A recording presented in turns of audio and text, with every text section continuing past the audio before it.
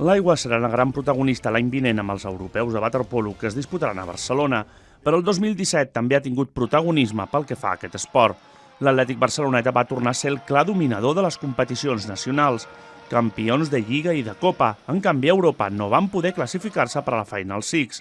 Enguany, els de Xus Martín confien en jugar a la final a 8 que es disputarà a Gènova. I en natació, els Mundials de Budapest van servir per veure com Mireia Belmonte es penjava l'or amb els 200 papallona i la plata en els 400 estils i els 1.500. El tram final del 2017 ha estat per una barcelonina.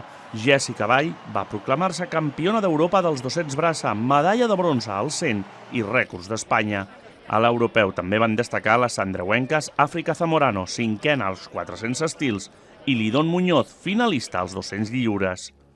I en natació artística, coneguda fins ara com a sincronitzada, no hem d'oblidar Ona Carbonell.